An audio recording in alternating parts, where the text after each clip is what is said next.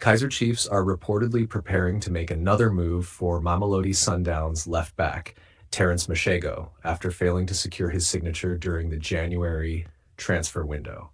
According to sources close to both the player and Chiefs, Terence could become a free agent at the end of the season, which would make it easier for Chiefs to sign the former Cape Town City defender. Insiders revealed that negotiations fell through in January due to financial constraints. They haven't given up on him. Chiefs had to prioritize other signings during the January window, but they are expected to revisit the move at the end of the season.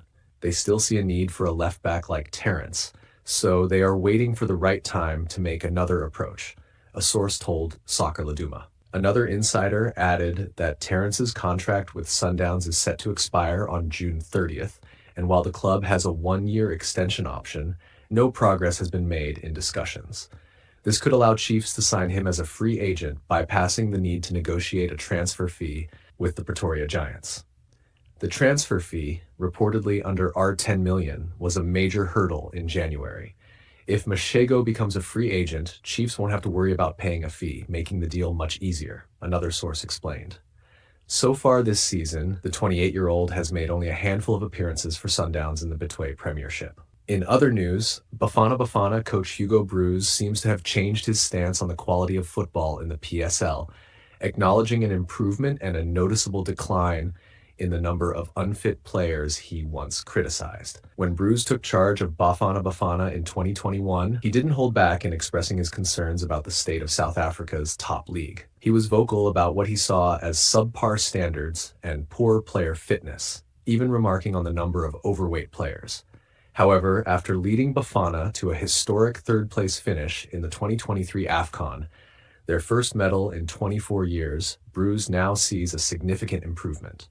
He believes the PSL has become more competitive and even suggests that his influence may have contributed to the progress. There are still some games where the quality isn't great, but when I first arrived, I was shocked at times by what I saw, both in terms of gameplay and player fitness.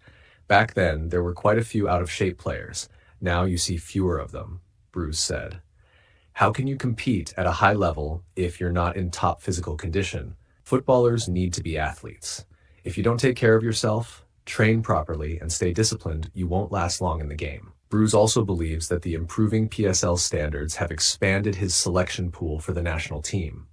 While this creates a challenge when narrowing down his squad, he welcomes the increased depth, as it minimizes the impact of injuries on the team. For instance, with key players like Themba Zwane from Mamelodi Sundowns and Sfefolo Sithole of Gil Vicente FC sidelined, Broos remains unfazed. Although he doesn't expect them to recover in time for the 2026 FIFA World Cup qualifiers against Lesotho and Benin in March, he is confident that there are capable replacements ready to step up. We now have real depth in the PSL. There are 4 quality players for the same position, whereas 3 years ago, we didn't have that, he explained. Now, when I have to cut down my squad to 23 players, it's a tough decision. It's unfortunate that I can't take more, but at the same time, it's a good problem to have, because it shows that the overall level of our players is rising, and more of them are earning their chance to represent Bafana. Mamelodi Sundowns head coach Miguel Cardoso has dismissed rumors surrounding Peter Shalulile and Mcho, following their 4-0 victory over Golden Arrows, where Mcho started but was substituted after just 36 minutes, ironically making way for Shalulile. Speculation arose about their future at the club.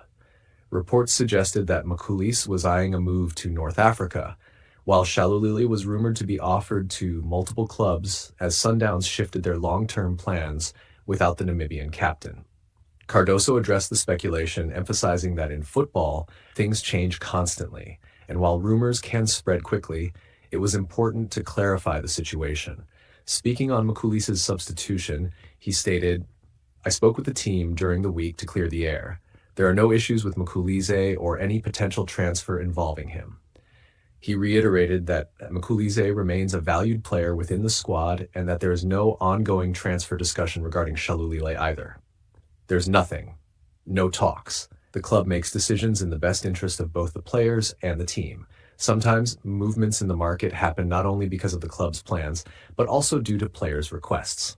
Cardoso also touched on the recent loan departures of Rashin Daruk and Lebo Mabo to Maccabi Petah Tikva and SuperSport United, respectively. He confirmed that both players personally requested moves to gain more playing time.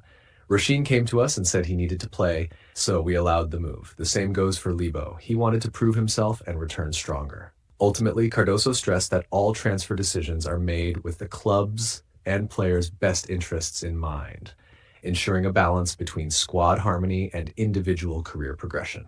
SuperSport United CEO Stan Matthews has opened up about Tashreeq Morris' move to Kaizer Chiefs and how Christian Sale's arrival will strengthen his squad. Morris joined SuperSport on a free transfer in October last year, but spent just under 4 months at the club before making the switch to Chiefs.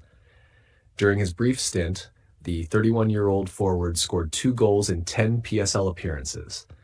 Explaining the unexpected transfer, Matthews revealed that Morris approached management with a lucrative offer from Chiefs, one SuperSport simply couldn't compete with. At 31, Morris came to us and said, "Kaizer Chiefs want me, and this is what they're offering. I couldn't even match half of that," Matthews admitted. He added that keeping Morris under those circumstances wouldn't have made sense, as the player might have been unhappy knowing he could have been earning significantly more elsewhere. As part of the deal, SuperSport secured the services of Sale, and Matthews sees this as a positive move for his team. He emphasized that Sale brings much-needed speed to their attack, something their other strikers, including Samir Nurkovic and Bradley Grobler, lack. We had Morris, Bradley, and Nurkovic, but none of them had real pace. Sale, on the other hand, can break defensive lines and get in behind defenders, which is an element we were missing, Matthews explained. In the end, he believes the trade-off benefits the team as they now have a more dynamic attacking option. Wolverhampton Wanderers have completed the signing of former Orlando Pirates midfielder Marshall Munetsi. According to RMC Sport transfer expert Fabrice Hawkins, Wolves reached an agreement with French club Stade Reims for the Zimbabwean international. Munetsi has been a key figure for Reims since joining them from the Buccaneers in 2019. Over the past 5.5 years, the 28-year-old has made 159 appearances for the League One side, contributing 21 goals and 14 assists. His influence has grown significantly this season, even wearing the captain's armband on 4 occasions. Impressed by his performances, Wolves are eager to finalize a deadline day move for the dynamic midfielder.